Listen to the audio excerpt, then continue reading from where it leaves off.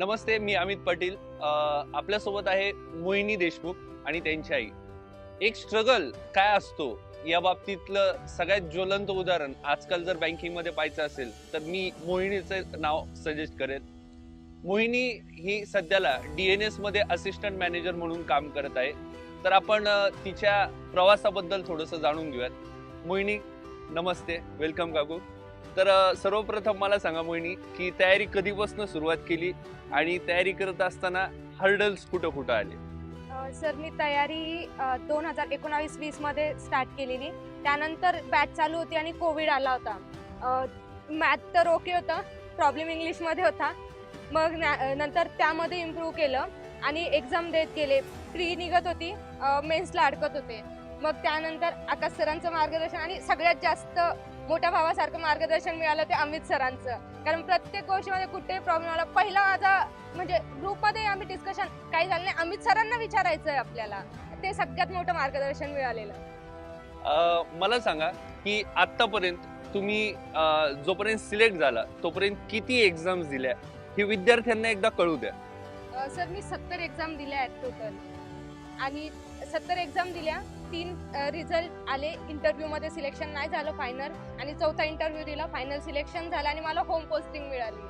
हा, मी सांगू इच्छितो मोहिनी ह्या प्रॉपर संभाजीनगरच्या आहेत आणि त्यांना संभाजीनगरमध्येच सध्याला पोस्टिंग भेटलेली आहे, जी की त्यांच्या घरच्यांसाठी एक आनंदाची गोष्ट आहे.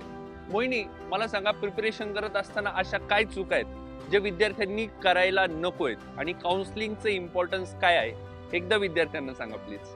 काउन्सिलिंग तर माझ्या बाबतीत तर खूप मोठं आहे. कारण जेव्हाही आकाश सरांना भेटले मी जाऊन, त्यावेळेस मला प्रत्येक वेळेस नवीन गोष्ट शिकायला मिळाली. कारण मी ज्यावेळेस स्वतः अनालिसिस करायचे, मला काही गोष्टी कळायच्या नाही. म्हणजे ज्यावेळेस सरांकडे जाणार त्यावेळेस आपल्याला आपल्या चुका कळतात, ज्या की स्वतःला कळत नाही.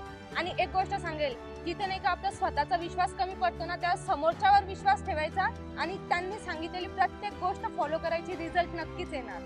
अगदी बरोबर. आकाश सरांना ब्लाइंडली फॉलो केलं आणि सिलेक्शन झालं. अशा विद्यार्थ्यांच्या संख्येमध्ये आपण गिनती जरी केली तर ते नंबर कमी पडतील, राईट?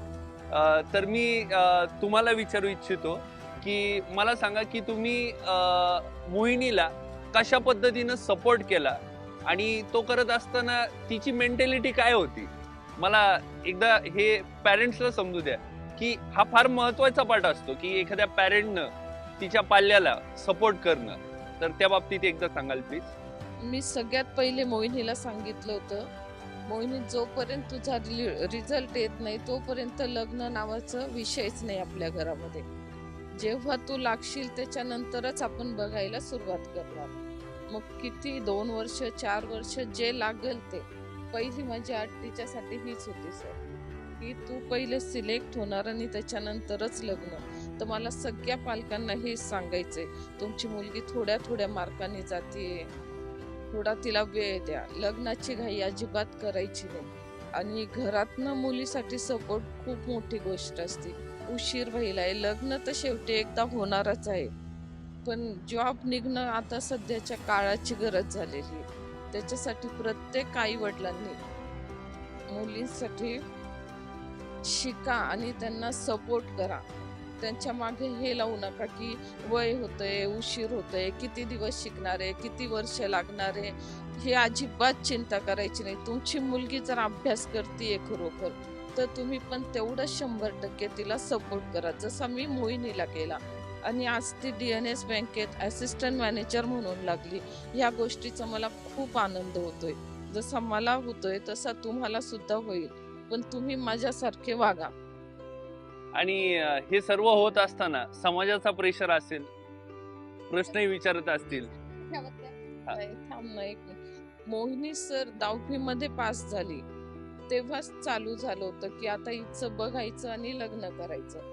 पण मी ठाम होते, जोपर्यंत आपली मुलगी स्वतःच्या पायावर उभी राहत नाही तोपर्यंत लग्न नावाची गोष्ट हा विषयच नव्हता माझ्याकडे. नक्कीच नक्कीच. म्हणजे हा एक पॅरेंट साठी खूप छान संदेश आहे की जोपर्यंत सिलेक्शन होत नाही, मग तो मुलगा असू द्या मुलगी असू द्या, खास करून मुलीवर वेगळा प्रेशर असतो आणि बाकीचे रिलेटिव्ह विचारत असतात, लग्न वगैरे बराचसा पार्ट असतो. परंतु या पूर्ण परिस्थितीमध्ये तुम्ही खरंच सपोर्ट केला, त्यामुळे आज ती इथे ह्या पदावर आहे. तर याचं सगळ्यात मोठं श्रेय मला तर वाटतं तुम्हाला द्यायला पाहिजे. माझ्यापेक्षा जास्त तू झाला. आ, आणि मी करून घेतलं, ते मी केलं. Right right right. माझं तर आई म्हणून तिला फक्त चांगलं कर्तव्य होतं की तू कर. येस. मोहिनी, काय बोलायचंय आईने एवढा सपोर्ट केला त्याबद्दल? सर सगळ्यात मोठं मोटिवेशन फॅक्टर माझ्या मते आईच असेल. आईच होती, कारण जेव्हाही रिझल्ट नाही आला, एक तर माझा कॉल तुम्हाला असायचा, नाहीतर आई जवळ प्रत्येक गोष्ट. बाकी आणि असं कधीच नाही मी 70 जरी एक्झाम दिल्या, असं कधीच नाही की आता माझ्याकडनं होणार नाही आणि मला सोडून द्यायचं. माझं एवढं फिक्स होतं, मी जोपर्यंत बँकेत लागणार नाही तोपर्यंत मी एक्झाम देणार म्हणजे देणार.